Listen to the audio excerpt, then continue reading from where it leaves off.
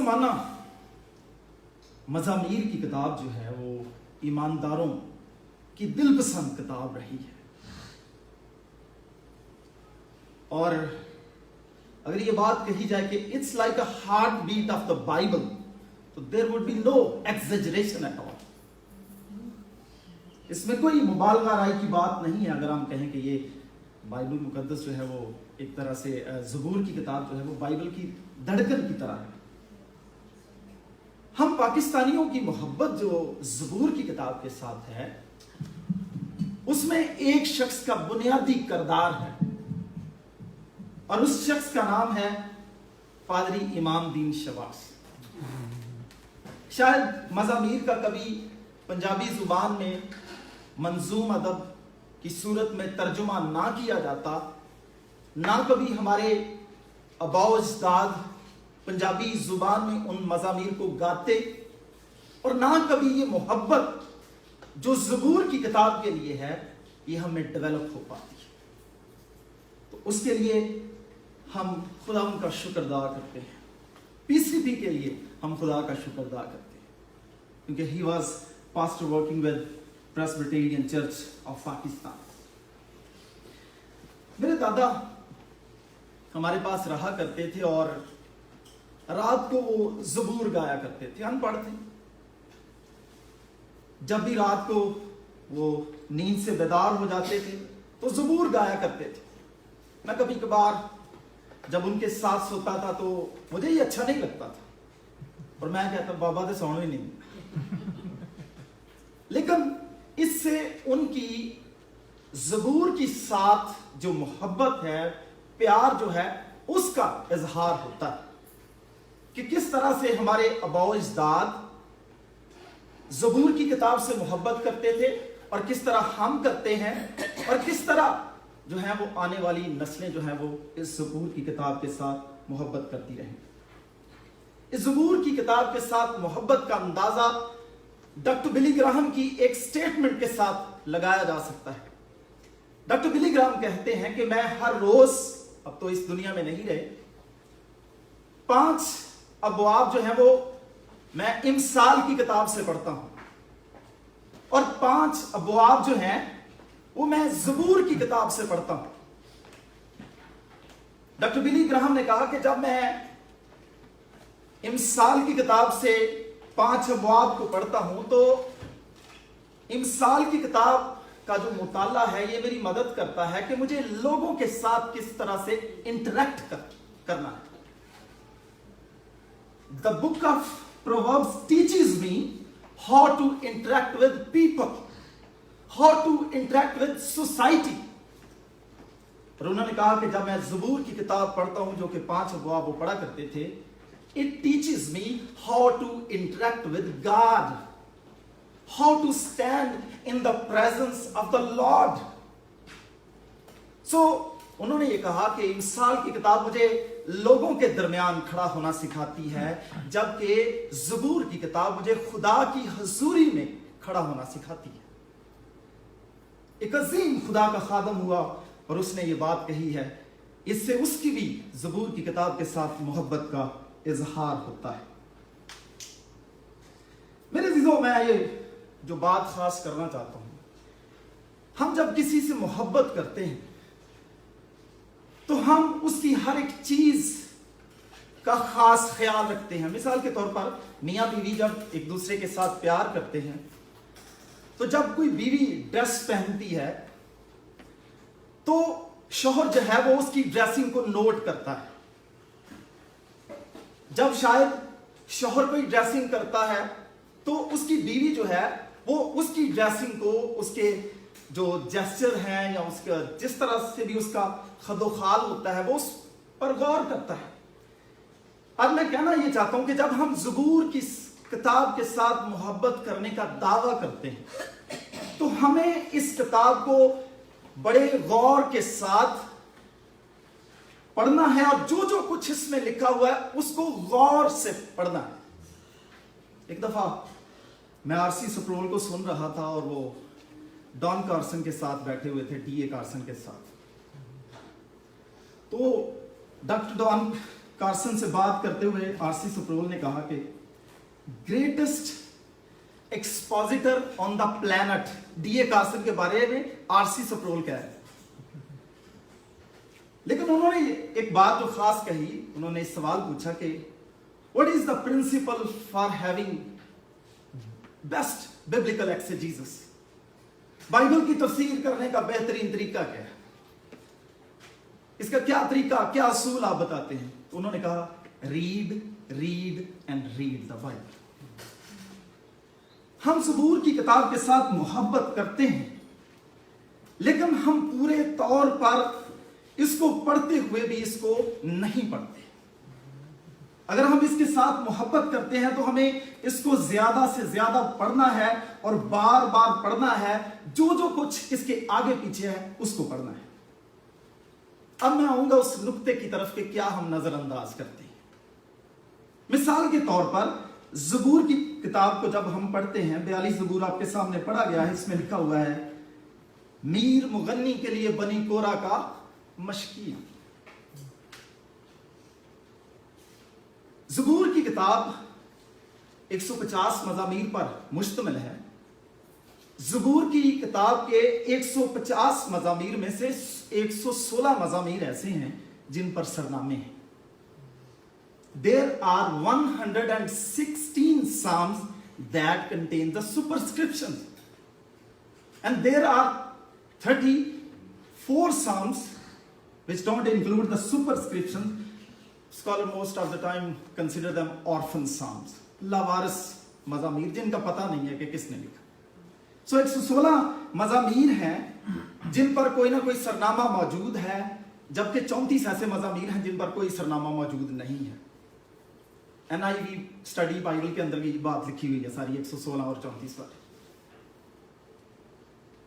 इन सरनामों की मदद से पता चलता है कि ज़बूर जो है वो किसने लिखा है। It tells about the author of any particular साम। और इसी से ही पता चला है कि तकरीबन 70 से ज्यादा ऐसे मज़ामीर हैं जो दाऊद के तसनीफ करता है। इन सुपरस्क्रिप्शंस की वजह से, सरनामों की वजह से पता चला है कि कुछ आसफ के हैं, कुछ यदूतून के हैं, मूसा के हैं, सुलेमान के हैं, और बाकी लोगों के तहरीर करदा जो साम्स हैं, मज़ामीर जो है वो ज़बूर की किताब का हिस्सा है। सो ये सरनामे जो है, ये सुपरस्क्रिप्शन जो है, they help us to know about the author of particular psalm. दूसरी चीज जो इन सरनामों की वजह से हमें इल्म होता है, उसमें हमारी मालूमात में इजाफा होता है, उसकी टाइप क्या है। यानी वो प्रेयर पर मबनी है, वो प्रेज पर मबनी है, या वो कोई इसके अलावा इक्रोस्टिक साम है, तोशीही मज़ामीर है, या इम्पिक्योटरी जिसे बद्दुआया मज़ामीर कहते हैं, क्या या कोई इस तरह का मज़मूर है। मुख्तलिफ इक़साम के मज़ामीर जो है वो पाए जाते हैं। सो इन सरनामों की वजह से हमें मुसन्नफ़ का पता चलता है, इन सरनामों की वजह से हमें ज़बूर की किस्म का या सिन्फ का अंदाज़ा होता है, और इसके साथ साथ इन सरनामों को जब हम पढ़ते हैं तो हमें ट्यून का पता चलता है कि किस ट्यून पर कोई ज़बूर जो है वो लिखा गया। हम ज्यादा इसकी गहराई में नहीं जाएंगे कि सरनामे क्या है, एक लंबी बहस है। सेप्टुअजिंट ट्रांसलेशन में पहली दफा इन सरनामों का इंदराज किया गया, इनके इल्हामी होने पर बेशुमार सवालात हैं, हम उस बहस में नहीं उलझना चाहते। लेकिन मेरा कहने का मकसद यह है कि जब हम इनको पढ़ते हैं तो इससे हमें मालूमात मिलती है ऑथर के बारे में, हमें मालूमात मिलती है उस साम के कॉन्टेक्स्ट के बारे में, सियाको सुबाक के बारे में कि किस हालात में लिखा गया और किस ट्यून पर, किस धुन पर लिखा गया। ये सरनामे हमारी मदद करते हैं।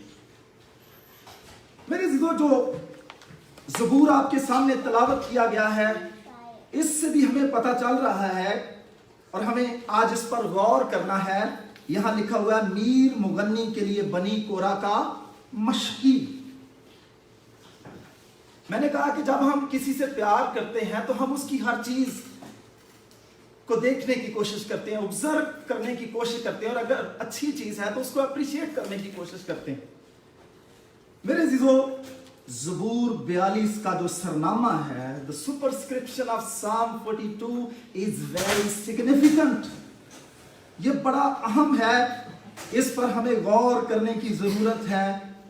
ایسا لگ رہا ہے کہ میر مغنی سے مراد چیف میوزیشن ہے, اور بنی کورا وہ شخص ہے جس کا ذکر گنتی کی کتاب کے 16ویں باب میں کیا ہے. یہ سرنامے سے ہی ہم فوراً گنتی کی کتاب میں چلے جاتے ہیں. یہ وہ شخص ہے, یہ وہ فیملی ہے جو خدا کے خادموں کے خلاف بغاوت کرنے کے لیے اٹھ کھڑے ہوئے. ہارون ٹھیک نہیں ہے, موسیٰ ٹھیک نہیں ہے, ہم ٹھیک ہیں. اور جب انہوں نے خدا کے مقرر کردہ خدا کے خادموں کی مخالفت کی, کلام میں لکھا ہے زمین کھلی اور 250 افراد کو زمین نے نگل لیا, ان کو بھسم کر دیا. خدا کا کلام گنتی کی کتاب کے 16ویں باب میں ان ساری باتوں کا بیان کرتا ہے. پڑھ سکتے ہیں گنتی کی کتاب کا 16واں باب 21ویں آیت. لیکن جب ہم گنتی کی کتاب کے 26ویں باب کی 11ویں آیت میں جاتے ہیں تو کلام میں لکھا ہے کورا کے بیٹے اس کے ساتھ نہ مرے. یہ کیا ہے؟ جب ہم گنتی کی کتاب کے 26ویں باب کی 11ویں آیت کو پڑھتے ہیں تو اس سے خدا کی محبت کا, خدا کی مہربانی کا, خدا کے فضل کا, خدا کے رحم کا اظہار گنتی کی کتاب کے 26ویں باب کی 11ویں آیت سے ہوتا ہے. اگر خدا چاہتا تو وہ سارے کے سارے خاندان کو ان کے گناہ کی سزا کی وجہ سے نیست و نابود کر سکتا تھا, لیکن خدا نے اس گنہگار شخص کے بچوں کو اس کے ساتھ ہلاک نہ ہونے دیا. Why؟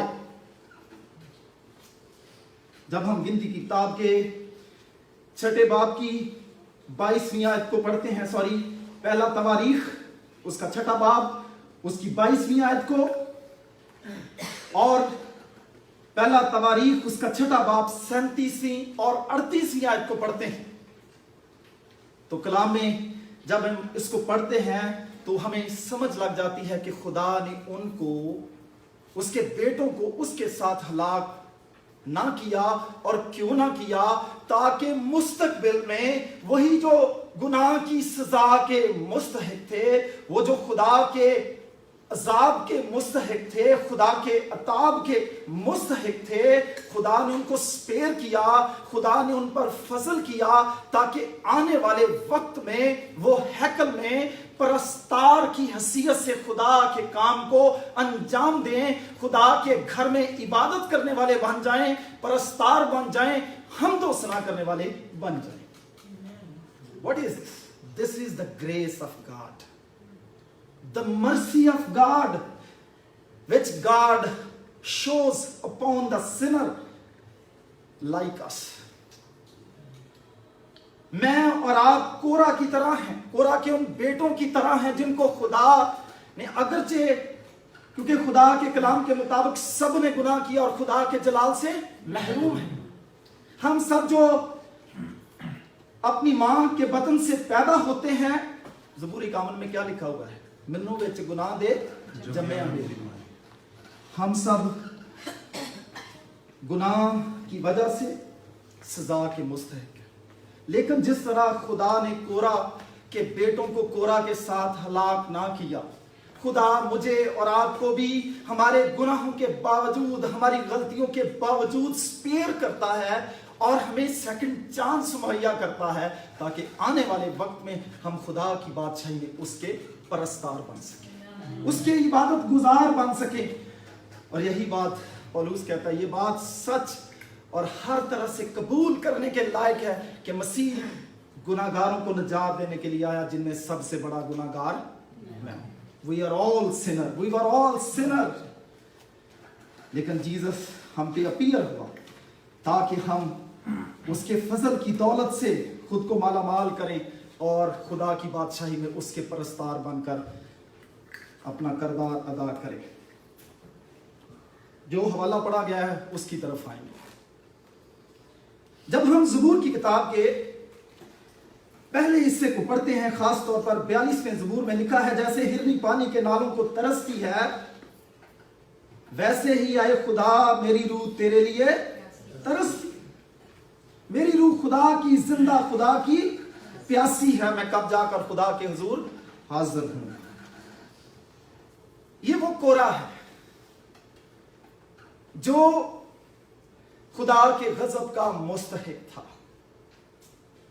خدا چاہتا تو خداوند اس کو ہلاک کر سکتا تھا، لیکن خداوند نے اس کو موقع دیا، جس طرح ہم نے تواریخ کی کتاب سے سیکھا کہ وہ اور اس کی ساری فیملی خدا کے گھر میں مدح سرائی کرتے تھے، وہ ثنا خواں تھے، وہ پرستار تھے۔ اب وہ خداوند کے گھر سے دور ہے، شاید اسیری میں ہے، شاید غلامی میں ہے، اور وہ کہتا ہے جیسے ہرنی پانی کے نالوں کو ترستی ہے ویسے ہی میری روح خدا کی، زندہ خدا کی پیاسی ہے۔ پہلی بات جو میں ان آیات سے پہلی اور تیسری آیت تک جو آپ کے سامنے رکھنا چاہتا ہوں، Someone's soully thirst for God، اس کی زندگی میں صرف اور صرف خدا کی پیاس ہے۔ کورہ کی زندگی میں، زبور نویس کی زندگی میں کسی اور چیز کی پیاس نہیں ہے بلکہ خدا کی پیاس ہے۔ اور یہاں پر ہرنی کی بات کی گئی ہے، بائبل مقدس میں جانوروں کی جو خاص کچھ پہلو ہیں ان کو بیان کیا گیا ہے۔ بات لمبی ہو جائے گی، اس طرف نہیں جانا چاہتا، لیکن صرف یہ کہنا چاہتا ہوں ہرنی کی پیاس کو بیان کیا گیا ہے، سانپ کی چلاکی کو بیان کیا گیا ہے، اور کبوتر کے بھولے پن کو بیان کیا گیا ہے۔ جو کسی کی خاص یعنی صفت ہے اس کو بائبل مقدس میں بیان کیا گیا ہے، اور ایسا لگتا ہے کہ شاید جیسی شدت، جیسی پیاس کی جو شدت ہے وہ ہرنی کے اندر پائی جاتی ہے، ایسا لگتا ہے کسی جانور کے اندر ایسی شدت جو ہے وہ نہیں پائی جاتی۔ اور وہ ہرنی کی پیاس کی شدت کو اپنے جذبات کے ساتھ جوڑ رہا ہے اور کہتا ہے جیسے ہرنی پانی کے نالوں کو ترستی ہے ویسے ہی خدا میری روح تیرے لیے ترستی ہے۔ پہلی بات جو پہلا خیال جو میں آپ کے سامنے رکھنا چاہتا ہوں وہ یہ ہے، میرے عزیزو، بطور ایماندار آج کی دنیا میں میری اور آپ کی پیاس کس چیز کے لیے ہے؟ What kind of thirst we have in our life؟ جو کورہ ہے، جو اس زبور کا مصنف ہے، اس کی پیاس خدا کے لیے ہے، خدا کی حضوری کے لیے۔ آج کی دنیا میں اگر ہم انسانوں کی پیاس ہے تو یہ صرف اور صرف دولت کے لیے ہے، یہ صرف اور صرف اقتدار کے لیے ہے، شہرت کے لیے ہے۔ لیکن میرے عزیزو، کورہ جو ہے وہ کسی اور چیز کا بھوکا نہیں ہے۔ He is not looking for riches. He is not looking for power. He is not looking for reputation, credibility or anything else. جو اس کا مطمع نظر ہے، جو اس کی خواہش ہے، وہ کیا ہے؟ To have God, to enjoy the presence of God.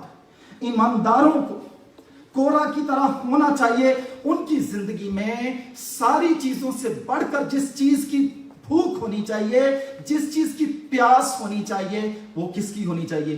خداوند کی ہونی چاہیے، اس کی حضوری کی ہونی چاہیے۔ وہ کہتا ہے جیسے ہرنی پانی کے نالوں کو ترستی ہے ویسے ہی میری روح تیرے لیے ترستی ہے۔ اس لیے آج پہلا خیال جو میں آپ کے سامنے رکھنا چاہتا ہوں وہ یہ ہے کہ میری زندگی میں اور آپ کی زندگی میں کس چیز کی بھوک ہے، کس چیز کی پیاس ہے۔ میں یہ کہنا چاہتا ہوں، پہلے خدا کے کلام میں کیا لکھا ہے؟ اس کی راست بازی اور اس کی بادشاہی کو تلاش کرو تو یہ سب چیزیں تم کو انعام میں مل جائیں گے۔ پہلے ہمیں خداوند کو تلاش کرنا ہے، اس کی بادشاہی کی بھوک اور پیاس اپنی زندگیوں میں ڈیولپ کرنی ہے۔ جب ہماری زندگیوں میں ان چیزوں کی بھوک اور پیاس ڈیولپ ہو جائے گی तो खुदा बाकी सारी बरकतें भी अपने मुकर्रर वक्त पर और अपने इरादे के मुताबिक हमें अनायत करेगा। मुबारक है वो जो रास्तबाजी के भूखे और प्यासे हैं, क्योंकि वो क्या किए जाएंगे? आसूदा किए जाएंगे। वादा है, मुबारकबादियों में इस बात का वादा किया गया है, जब हमारी प्यास खुदावंद के लिए होगी, खुदा की हुजूरी के लिए होगी, खुदावंद हमें सारी बरकत जो हैं अपने वक्त पर जो है वो अता करेगा। दूसरी बात, चौथी आयत से खास तौर पर फिर कहता है, इन बातों को याद करके मेरा दिल भर आता है कि मैं किस तरह भीड़ यानी ईद मनाने वाली जमात के हमरा खुशी और हमद करता हुआ उनको खुदा के घर ले जाता था। हम पंजाबी ज़बूर में क्या गाते थे? जांदा सा घर नू खुदा दे जदों टोलियां नाल। ऐसा लगता है पहले हिस्से में हमने देखा कि उसकी जो प्यास है वो सिर्फ खुदा के लिए है, खुदा की हजूरी के लिए है, लेकिन अब वो कुछ आगे बढ़ रहा है। Now he is showing that he has a thirst for the temple of God, for church and for the fellowship of believer. अब उसकी प्यास का जो नुक्ता नजर है वो खुदा के साथ साथ चर्च है, खुदा का घर है।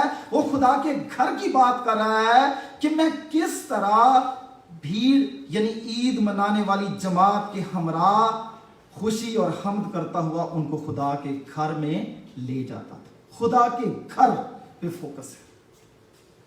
ईमानदारों की जिंदगी में सिर्फ खुदा की हजूरी, खुदा की भूख और प्यास नहीं होनी चाहिए, चर्च की भी भूख और प्यास होनी चाहिए। बहुत सारे कहते हैं जी अब सैटेलाइट चैनल आ गए हैं, और भी आ रहे हैं। खुदा आहिस्ता आहिस्ता अपना काम कर रहा है, खुदा लोगों को इस्तेमाल कर रहा है। मैं और भाई अदनान भी एक प्रोजेक्ट का हिस्सा बन रहे हैं। ऐप्स हैं, बेशुमार ऐसे चैनल्स हैं जो इंटरनेट पर अवेलेबल है, लेकिन ये सारी बातें मुतबादल के तौर पर ठीक हैं कि अगर कोई चीज अवेलेबल नहीं है आप उनको इस्तेमाल करें, लेकिन इसका मतलब यह नहीं है कि आप चर्च को सिरे से नजरअंदाज करते हैं। भाई साहब असी घरे ही आइजक टीवी ला लेने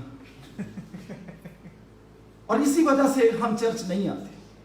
सारा दिन जो है वो आइजक टीवी चलता रहता है, प्रेस टीवी चलता रहता है, गवाही टीवी चलता रहता है, दीगर जो चैनल्स हैं वो चलते रहते हैं। हमारे पास है एप्स हैं, हमारे पास इंटरनेट की फैसिलिटी है, और जो सैटेलाइट चैनल्स जो हैं हम उनको देख सकते हैं। लेकिन मेरे अजीजों ये सारी चीजें अच्छी हैं, हम खुदा का शुक्र अदा करते हैं, लेकिन ज़बूर नवीस जो है, कोरा जो है, वो खुदा के घर की प्यास उसके अंदर है। हमारे पास जितनी भी फैसिलिटीज आ जाएं, हमें खुदा का शुक्र अदा करना है उन एप्स के लिए, उन चैनल्स के लिए, उन मिनिस्ट्रीज के लिए जो ऐसे काम कर रही हैं। हम खुदा का शुक्र अदा करते हैं, लेकिन मेरे अजीजों हमारे दिल में से कभी भी खुदा के घर की प्यास जो है वो खत्म नहीं होनी चाहिए। और दूसरी बात जो इसी पहलू के अंदर पाई जाती है, जो दूसरी बात मैं आपके साथ शेयर कर रहा हूं, उसका दूसरा हिस्सा जो है ना सिर्फ खुदा के घर की प्यास बल्कि ईमानदारों के साथ रफाकत रखने की प्यास। जांदा सा घर नु खुदा दे जदों टोलियां ना, वो टोलियों की बात कर रहा है, वो जमात की बात कर रहा है, ग्रुप ऑफ पीपल की बात कर रहा है, वो फेलोशिप ऑफ बिलीवर की बात कर रहा है। और हम रसूलों के अकीदे में क्या कहते हैं? मैं ईमान रखता हूं मुकद्दसों की रफाकत। हमारी जिंदगी में ना सिर्फ खुदावंद की प्यास होनी चाहिए, उसकी हजूरी की प्यास होनी चाहिए, बल्कि खुदा के घर की, चर्च की। और इसके साथ साथ खुदा के घर के साथ साथ जिस चीज की प्यास होनी चाहिए वो खुदा के लोगों के साथ रफाकत रखने की प्यास होनी चाहिए। अगर खुदा के लोगों के साथ हमारी रफाकत ही नहीं है, हम खुदा के लोगों के साथ चलना ही नहीं चाहते, चर्च के लोगों के साथ हम बैठना ही नहीं चाहते, तो वो कैसी खुदा के साथ मोहब्बत है, वो कैसी खुदा की हजूरी की प्यास है? ये सवालिया निशान है हमारे लिए। अगर हम चर्च नहीं आना चाहते, अगर हम खुदा के लोगों के साथ रफाकत नहीं रखना चाहते। हमारी जिंदगी में खुदावंद की प्यास होनी चाहिए, उसकी हुजूरी की प्यास होनी चाहिए, खुदा के घर की प्यास होनी चाहिए और खुदा के लोगों के साथ रफाकत रखने की प्यास होनी चाहिए। अगली बात जो मैं आपके साथ शेयर करना चाहता हूं वो जब हम 5वीं आयत को पढ़ते हैं तो कलाम में लिखा है, मेरी जान तो क्यों गिरी जाती है, तो अंदर ही अंदर क्यों बेचैन, खुदा से उम्मीद रख, क्योंकि उसके नजात बख्श दीदार की खातर मैं फिर उसकी सिताइश करूंगा। यहां पर वो अपने तजर्बात को बयान कर रहा है कि जब वो खुदावन से दूर है कोरा, तो उस पर क्या गुजर रही है। जब खुदा के लोग खुदा की हजूरी से, मुकद्दसों की रफाकत से दूर होते हैं तो मेरे अजीजों उनकी हालत कैसी होती है। यहां पर जो आयत हम देख रहे हैं, 5वीं और 6ठी आयत को जब हम पढ़ते हैं, 7वीं आयत को भी पढ़ते हैं, तो वो सारी बातों को याद करके रो रहा है। उसके आंसू जो है वो थम नहीं रहे, वो अपनी रूह को दिलासा देने की कोशिश कर रहा है। इससे ईमानदारों की जिंदगी में दुखों की हकीकत का पहलू जो है वो जाहिर होता है। सामस सफरिंग जो है, पेन जो है, उनका इजहार जो होता है। सबसे अहम बात तीसरी जो मैं आपके साथ बयान करना चाहता हूं वो ये है कि खुदा के लोगों की जिंदगी जो है वो दुखों से खाली नहीं होती। ये कोरा है, ये खुदा के घर में प्रस्तश करने वाला है, खुदा का परस्तार है, खुदा के नाम को इज्जत और जलाल देने वाला है। हमारे यहाँ कुछ ऐसे लोग हैं जो इस तरह की तालीम देते हैं, प्रॉस्पेरिटी गॉस्पेल की बात करते हैं कि जब आप खुदावंद यीशु मसीह को कबूल कर लेंगे, आपकी जिंदगी में बेऔलादी नहीं होगी, आपकी जिंदगी में डाइवोर्स नहीं होगी, आपको किसी किस्म का कैंसर नहीं होगा, आपको किसी किस्म की बीमारी नहीं होगी, हेपेटाइटिस नहीं होगा, आपको शुगर नहीं होगा। मेरे अजीजों, ये वाला क्या ज़ाहिर करता है? खुदा का बंदा है, लेकिन उसकी जिंदगी में क्या है? सफरिंग है। जब हम खुदा उनके साथ चलते हैं तो सफरिंग भी खुदा के लोगों की जिंदगी का हिस्सा रहती है। उसका तनासब जो है वो हर इंसान की जिंदगी में फर्क हो सकता है। किसी की जिंदगी में उन दुखों का तनासब जो है वो ज्यादा हो सकता है, किसी की जिंदगी में कम हो सकता है। ज़बूर नवीस अपने दुख को, अपने गम को बयान कर रहा है, मेरी जान तो क्यों गिरी जाती है, तो अंदर ही अंदर क्यों बेचैन है। इससे उसके दुख का इजहार हो रहा है। खुदा के लोग खुदा के साथ चलते हुए भी दुखों में से गुजरते हैं। आजकल रोज यूनाबाद के उन 42 नौजवानों की बात जो है वो टीवी पर, फेसबुक पर काफी ज्यादा गर्दिश कर रही है। मुझे नहीं पता उन माँ बाप पर क्या बीती होगी, उनके बहन भाइयों पर क्या बीती होगी, क्या क्या वसवसे और गुमान उनको रोज अपने उन बच्चों की जिंदगियों के बारे में, उनके फ्यूचर के बारे में आते होंगे। लोग दुआएं भी करते हैं आसिया बीबी के बारे में, और बेशुमार ऐसे लोग जो खुदावंद यीशु मसीह के नाम से कहलाते हैं, वो बीनस की तरह हो या किसी और ऐसे ईमानदार खानदान से ताल्लुक रखते हों, उनकी जिंदगी में दुखों की हकीकत जो है वो एग्जिस्ट करती है। इसलिए कभी इस बात को ये कहकर नजरअंदाज ना करें कि आप ईमानदार नहीं हैं। खुदा के लोगों की जिंदगियों में पूरी बाइबल को उठाकर देख लें, उनकी जिंदगी में दुख रहे, उनकी जिंदगी में परेशानियां रही। खुदा के लोगों की जिंदगियों में दुख और परेशानियां आती हैं, और उसका असीरी में जाना, उस मुकाम पर होना जहां पर वो याद कर रहा है और कह रहा है कि मेरी जान जो है वो गिरी जाती है, लेकिन वो अपने आप को दिलासा दे रहा है, खुदा से उम्मीद रख, क्योंकि उसके निजात बख्श दीदार की खातिर मैं फिर उसकी सिताइश करूंगा। ईमानदारों की जिंदगी में दुख एक बुनियादी हकीकत है। 2015 से पहले मैं बिल्कुल ठीक ठाक था। 2015 में मैं यहां से वापस गया और मैं बीमार रहने लगा, चारपाई पे सारा दिन पड़ा रहता था। हमारा चूंकि दारुल मदार सारा विजिट सिस्टम पर होता है, पास्टल विजिटेशन पर होता है। मैंने जाने की कोशिश करनी और मेरी जो टांगें थी वो बिल्कुल काम नहीं करती। होम्योपैथिक, हर्बल मेडिसिन और ये सारा इस्तेमाल करते रहे तकरीबन 1 साल। 30 जून तक ये सिलसिला जारी रहा। फिर किसी ने डॉक्टर हॉस्पिटल का मशवरा दिया, वहां गए और आर्थराइटिस डायग्नोज हुआ। बहुत मुश्किल हालत थी। 24 की रात 2015 में मैं सॉक्स भी नहीं पहन सकता था। पेन किलर लेकर मैं चल रहा था। मैं बेशुमार ऐसे ईमानदार लोगों की जिंदगियों को जानता हूं जो खुदा के साथ चलने वाले थे और उनको बड़े बड़े तलख तजर्बात से गुजरना पड़ा। और हमारे लिए इरफान की खास तौर पर जिंदगी जो है वो एक बहुत बड़ी गवाही है कि खुदा ने उसकी जिंदगी में इस काम को होने दिया। वो ऑर्डेन्ड मिनिस्टर था, खुदा के काम को अंजाम देता रहा पाकिस्तान में, लेकिन खुदा ने उसकी जिंदगी में इस दुख को आने दिया। और मैं ये कहना चाहता हूं कि कोरा खुदा उनके घर में प्रस्तुत करने वाला है, लेकिन फिर भी उसकी जिंदगी में दुख है। खुदा के लोग जब खुदा उनके साथ चलते हैं, उनकी जिंदगी में दुख मौजूद रहते हैं, लेकिन खुदा उनसे अपना मकसद अचीव करता है। इसलिए जब दुख आए तो हमें सब्र के साथ उन दुखों को बर्दाश्त करना है। 8वीं ज़बूर 8वीं आयत में लिखा हुआ है, तो भी दिन को खुदावंद अपनी शफकत दिखाएगा और रात को मैं उसका गीत गाऊंगा, बल्कि अपनी हयात के खुदा से दुआ करूंगा। मैं खुदा से दूर हूं, मैं कोहे मिस्फार से उसको याद करता हूं। मेरे आंसू दिन रात मेरी खुराक हैं। इन बातों को याद करके मेरा दिल भर आता है। लेकिन उसका फेथ क्या है? तो भी दिन को खुदावंद अपनी शफकत दिखाएगा और रात को मैं उसका गीत गाऊंगा, बल्कि मैं अपनी हयात के खुदा से दुआ करूंगा।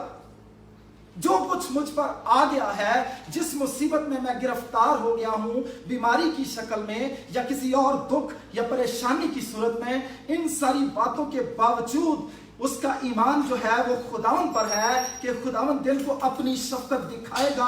वो कहता है मैं खुदावन का गीत गाऊंगा और रात को मैं खुदावन का नाम लेकर क्या करूंगा? दुआ करूंगा। खुदा के लोगों की जिंदगी में जब दुख आते हैं, उनका एटीट्यूड क्या होना चाहिए? उनको खुदावन पर भरोसा रहना चाहिए। कभी खुदावन पर से उनको अपना भरोसा जो है, यकीन जो है, ईमान जो है, उसको नहीं छोड़ना। और कोरा खुदावन पर मुसम्मम इरादे के साथ भरोसा रखता है। उसका यकीन कामिल खुदावन की कुदरत पर है। और वो क्या कह रहा है? तो भी इससे उसके फेथ का इजहार होता है, उसके ईमान का इजहार होता है, उसको पुख्ता यकीन है। तो भी दिन को खुदावंद अपनी शफकत दिखाएगा और रात को मैं उसका गीत गाऊंगा। खुदा पर ईमान है कि खुदा क्या करेगा और अपनी बात कर रहा है मुझे क्या करना है। मैं रात को उसका गीत गाऊंगा और अपनी हयात के खुदा से दुआ करूंगा। कोरा खुदावंद के घर से दूर है। खुदा की प्रेजेंस के लिए, खुदा की हजूरी के लिए, खुदावंद के लिए प्यास उसकी जिंदगी में है। वो खुदा के लोगों की रफाकत को मिस कर रहा है। वो चर्च की रफाकत को मिस कर रहा है।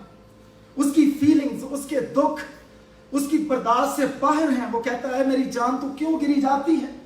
लेकिन उसका ईमान क्या है? तो भी खुदावंद दिन को अपनी शफकत दिखाएगा।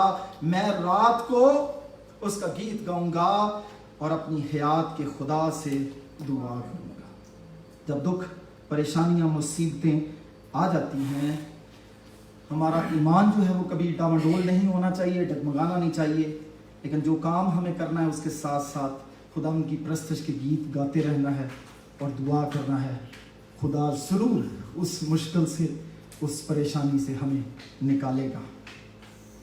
जब पौलुस और सिलास को बैंत लगवाए गए, उनके पांव काट में ठोंके गए,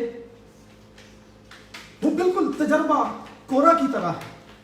आधी रात के वक्त वो दुआ कर रहे हैं और खुदा की हमद के गीत गा रहे हैं। और यहां क्या है? तो भी दिन को खुदावंद अपनी शफकत दिखाएगा और रात को मैं उसका गीत गाऊंगा, बल्कि अपनी हयात के खुदा से दुआ करूंगा। पौलुस और सिलास उन दुखों, परेशानियों, मुसीबतों के बावजूद खुदावंद से दुआ कर रहे हैं। दानियल दिन में 3 मरतबा खुदावंद के सामने जा रहा है, फैसला सुनाया जा चुका है, इन बातों की कोई परवाह नहीं है। कोरा भी अपने दुख और परेशानी को एक साइड पर रखकर खुदावंद पर पूरा भरोसा कर रहा है और दुआ कर रहा है, खुदावंद की हमद के गीत गा रहा है और यकीन रखता है कि खुदावंद उसकी परेशानी को, उसके दुख को एक दिन क्या करेगा, खत्म करेगा। मेरे अजीजों, मैं ये कहना चाहता हूं, इस दुनिया में शायद हमारे दुख ना खत्म। शुगर ठीक नहीं होती जब तक ट्रांसप्लांटेशन नहीं होती, और बेशुमार ऐसी बीमारियां हैं, ऐसे ईमानदारों को जानता हूं जिन्होंने 20-20 साल इससे ज्यादा कैंसर की जंग लड़ी, लेकिन वो इस दुनिया में ना रहे। लेकिन असल बात जो मैं कहना चाहता हूं कि दुखों के बावजूद हमारा ईमान खुदावंद पर रहना चाहिए। हमें उससे दुआ करनी है, हमें उसकी हमद के गीत गाने हैं। अगर इस जिंदगी में वो हमारे बदन को बहाल नहीं करता तो आसमान पर मुकाशफा की किताब के 21वें बाब में उन सारी बातों का बयान है। 22वें बाब में बयान है, देख मैं सब चीजों को नया बना लेता हूं।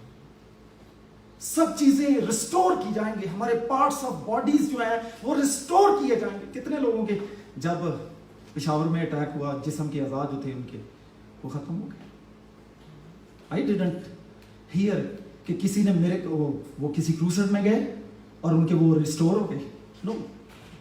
लेकिन उनके पास एक होप कि जब वो हेवन में जाएंगे तो खुदावंद उनके पार्ट्स को रिस्टोर करेगा। और this is the Christian hope we have in Jesus Christ. करना क्या है, हमने खुदावंद पर अपने ईमान को शिफा मिले या ना मिले, खुदावंद देने पर कादर है, उससे इनकार नहीं। लेकिन अगर ना भी मिले तो हमने खुदावंद की भूख और प्यास रखनी है, खुदा के घर की भूख और प्यास रखनी है, खुदा के लोगों के साथ रफाकत रखने की प्यास रखनी है, अपने दुखों की वजह से परेशान नहीं होना, खुदा उन पर भरोसा और यकीन रखना है, दुआ करते रहना है, प्रस्तश के गीत गाते रहना है। अगर खुदा पौलुस और सिलास को निकाल सकता है, हमें भी उन मुसीबतों से निकाल सकता है। इरफान की मिसाल है, मैं अब आज यहाँ पर खड़ा हूँ और बेशुमार ऐसे लोग हैं, उनकी ज़िंदगी में कुछ ऐसे क्राइसिस आते हैं लेकिन खुदा उनको फिर रिस्टोर करता है। अय्यूब को खुदा ने फिर से रिस्टोर किया। अगर आप किसी मुसीबत से, किसी परेशानी से गुजरे हैं तो मेरी दुआ है कि खुदावंद आपको रिस्टोर करे।